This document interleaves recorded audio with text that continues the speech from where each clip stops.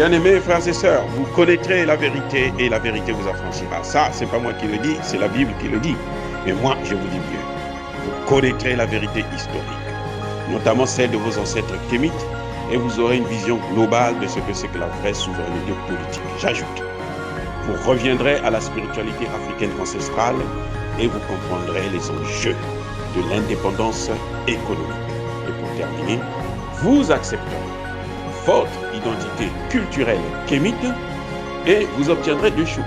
La première, c'est la paix. La seconde, c'est le développement, à une condition. L'unité de toute l'Afrique noire, l'unité de tous les Noirs du monde entier. Ok, pas tous, bienvenue sur la chaîne des panafricanistes par essence, par conviction et par excellence. Celle des citoyens kémites par nécessité et obligation de combat.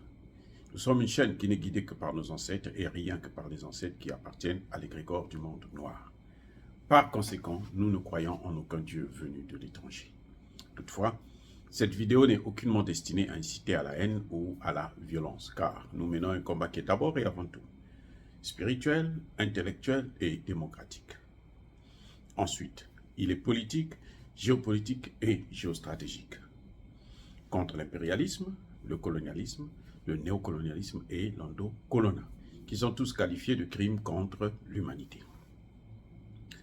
Nous menons ce combat sur la base du principe fondamental que nous avons hérité de nos ancêtres kémites, qui est celui de la Mahat, c'est-à-dire solidarité, vérité et justice.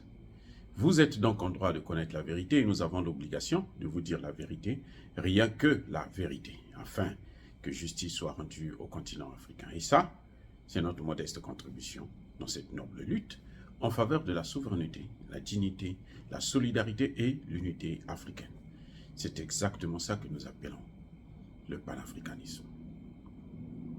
Bien-aimés frères et sœurs, Nicolas Sarkozy a perdu la tête. Nicolas Sarkozy a peur de la mort. Eh oui, vous savez, les grands tueurs ont très peur de la mort. Un policier ou un militaire, si vous le suivez, vous prenez votre arme, vous tirez en l'air, un coup, il va automatiquement s'arrêter. Parce que lui, il sait que ce qu'il a en train d'utiliser là, ça tue. Puisque moi, je l'ai expérimenté, j'ai déjà tué avec ça. Il a plus peur de l'arme à feu que quiconque, que n'importe quel civil. Parce qu'il connaît la valeur. C'est comme Nicolas Sarkozy. Maintenant qu'il sait qu'il a fini de tuer les Africains comme en masse, hein, parce que lui, sa cible, hein, pour les Français, leur cible, c'est l'Afrique, c'est les Noirs. Les autres tuent aussi les Noirs, beaucoup, les Américains, les Anglais et autres, mais les Français, eux, c'est leur grande spécialité, les Noirs, il faut les exterminer. C'est comme s'ils sont venus au monde rien que pour exterminer les Noirs, c'est tout. Donc Nicolas Sarkozy, il a tellement tué des Noirs que maintenant, il se dit, mais attendez, les Africains, là, je les ai beaucoup tués, mais ils sont en train de se reproduire, ils continuent à se reproduire en masse. Donc, qu'est-ce qu'il faut faire? Ça veut dire que moi-même, je suis en danger. Nicolas Sarkozy croyait que les Africains qu'il tuait, là, fermaient la porte. Et que lui, il ne pouvait pas rentrer dans cette porte-là. Donc, c'était comme un béton. Lui, il n'allait pas traverser parce que lui, il est le tueur. Et maintenant, il se rend compte que, oh, mais lui-même, il est attendu. Alors, il est vraiment attendu. Et vous savez ce qui fait peur, en fait, à ces gens-là. C'est ce qu'ils ne connaissent pas. Là où nous allons tous, là, personne ne peut connaître exactement ce qui se passera de l'autre côté du rideau. Oui. Quand vous rentrez là-dedans, là, personne ne sait ce que vous voyez là-bas. Seul vous-même qui connaissez. Ah! Si vous avez trop mal fait et que vous êtes obligé de payer là-bas, eh bien là vous regrettez, mais c'est trop tard, vous ne pouvez plus revenir, puisque c'est le non-retour. C'est ça, et c'est la caractéristique des dirigeants français. On ne peut pas concevoir que Nicolas Sarkozy, aujourd'hui, vous dise que le continent européen, c'est le plus brutal, le plus sauvage et le plus barbare de l'humanité. Lui qui est venu dire au Sénégal que les Africains ne sont jamais rentrés dans l'histoire. C'est ça l'orthodrame. Nicolas Sarkozy. Lui qui a tué des gens en Côte d'Ivoire pour aller déloger Laurent Gbagbo de la présidence. Il était fier de ça. Il dit, j'ai délogé, nous avons dégagé Laurent Gbagbo pour placer Alassane Ouattara. Lui qui est allé tuer Kadhafi, qui est allé en Libye détruire, tuer plein de 250 000 morts sur la tête de Nicolas Sarkozy et de Barack Obama. Eh oui, sans compter les blessés et les morts après la situation. Donc c'est une catastrophe humanitaire, c'est un génocide. C'est un génocide, un crime de guerre. Bien sûr qu'il ne peut pas être jugé parce que ils ont le droit de tuer. C'est comme les Américains, ils ont le droit de tuer. Les Français ont le droit de tuer. Les Anglais ont le droit de tuer. Les Allemands ont le droit de tuer. Quand c'est Poutine qui fait la guerre pour sa sécurité, on veut le tuer maintenant. Bref, Nicolas Sarkozy, il a tellement tué qu'il se dit, mais qu'est-ce qui va m'arriver quand moi-même aussi je veux mourir de bonne mort? Même s'il n'y a pas une bonne mort, puisque tout le monde part de la même façon qu'ils sont revenus, ils n'amènent rien du tout. Même si tu avais 10 buildings. Vous voyez nos chefs d'État africains là qui s'enrichissent là sur le dos de leur population, qui appauvrissent leur population, qui s'enrichissent en sacrifiant le pays aux Occidentaux. Quand ils meurent là, ils n'amènent rien. Je peux vous garantir. Ils n'amènent rien. Même pas un lingot d'or. Ils n'amènent rien. Et donc Nicolas Sarkozy se rend compte, comme son prédécesseur Jacques Chirac, qui un jour il va se lever, il va dire, ah vous savez, mais l'argent que nous avons dans nos portefeuilles là, l'argent que vous voyez là qui circule là dans vos portefeuilles là, en grande partie ça vient d'Afrique. C'est le pillage de l'Afrique qui vous permet d'avoir cet argent. Jacques Chirac. Le lendemain, quand il a dit ça, les Français, les Blancs eux-mêmes ont dit, ah, mais celui-là il va nous trahir si on le laisse comme ça. Allez, il a été certainement empoisonné. En tout cas, il est tombé malade. Jusqu'à sa mort, il n'a plus jamais eu la tête lucide. Il n'a plus jamais parlé. Voilà, bien-aimés frères et sœurs. C'est ça. C'est pour ça que dans la vie, c'est vrai, c'est difficile. Moi-même, je ne suis pas parfait. Mais il faut faire un effort d'être juste avec l'autre. Il faut faire un effort. Parce que ça, c'est la folie. Nicolas Sarkozy est maintenant fou, là. Il délire. Il délire. Lui, il a été l'un des présidents français les plus brutaux, hein, ou brutal, le plus brutal. Parmi tous les présidents français, là, de la 5e République en tout cas, celui qui a fait beaucoup de dégâts à l'Afrique, c'est Nicolas Sarkozy. C'est même pas Emmanuel Macron. Emmanuel Macron, son problème, c'est qu'il veut poursuivre une mauvaise politique. Une politique du crime, lui, il veut continuer en français. Bon, lui, il a tué, comment on l'appelle, Idriss Déby. Mais quand même, il a fait moins que Nicolas Sarkozy. Et lui, il a fait moins que Nicolas. Et il était arrogant. Hein. Quand vous le voyez là, quand il marche, là, comme si il venait du ciel, de la planète Mars. Et maintenant, il se rend compte que, oh, mais dis donc, mais malgré les gens que j'ai tués là, moi-même aussi, je vais les suivre là.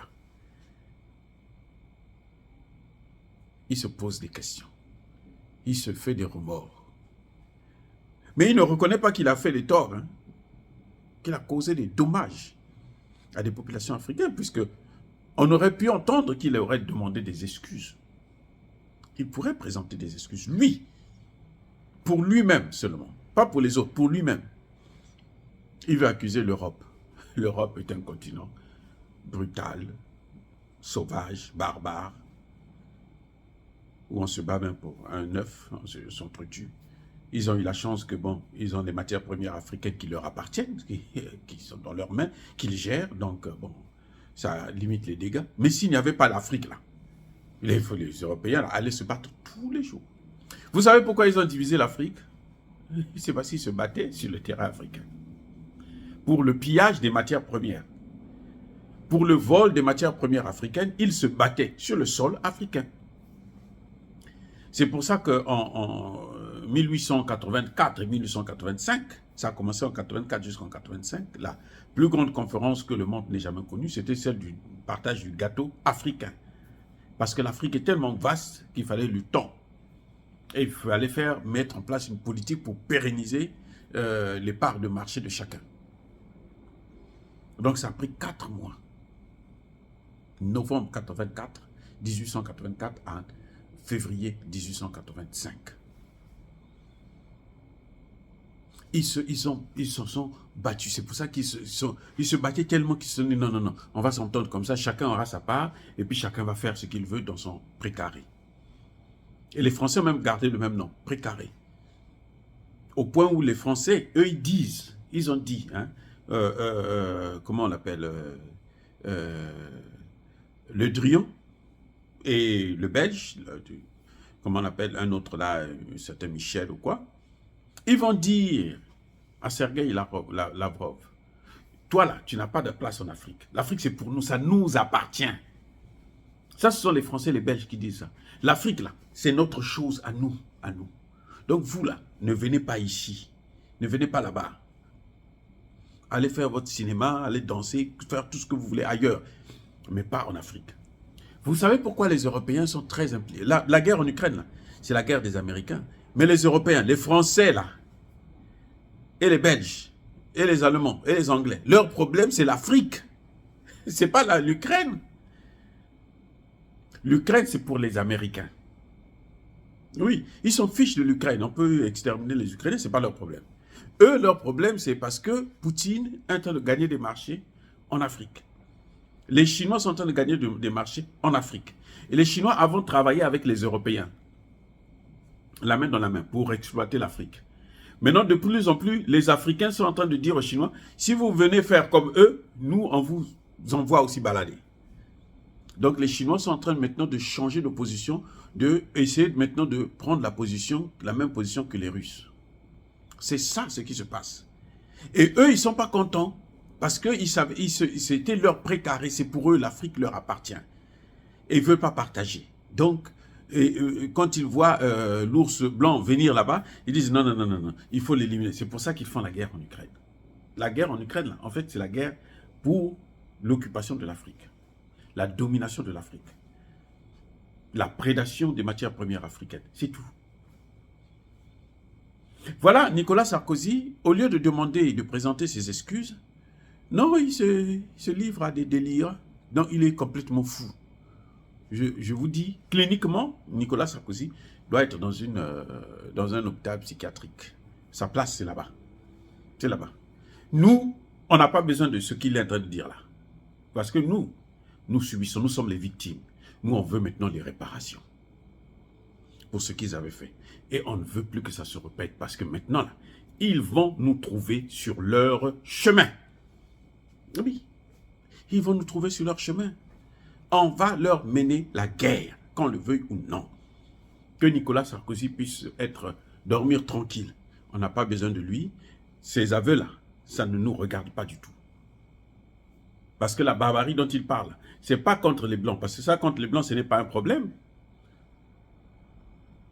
Leur problème, c'est les Noirs. Parce que ça, c'est ce qui fait d'eux des héros. Dire cela, c'est inciter à la haine ou à la violence. Non. Vous devrez savoir que de tels propos-là, ça ne nous engage pas, ça ne nous concerne pas, c'est son affaire, c'est sa folie, ça ne nous regarde pas. Qu'il aille dans un hôpital psychiatrique, qu'il aille se faire voir ailleurs. Je persiste et je signe. Soyez bénis, abondamment bénis par le Dieu des Kémites. Mais que tous ceux qui persécutent le continent africain le pillent et le déstabilisent, qu'ils soient noirs, blancs, chinois, arabes, qu'ils soient maudits, punis, foudroyés, neutralisés par le Dieu des Kémites et par nos ancêtres angélisés. Vive l'Afrique éternelle. J'ai dit et j'assume.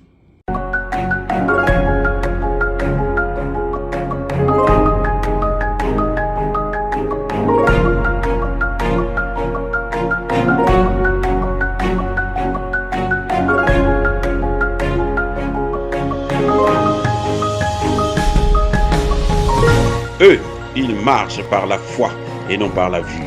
Mais moi, je vous conseille vivement de marcher par la connaissance scientifique et historique, notamment celle de nos ancêtres kémites, par les cinq sens et par l'intelligence.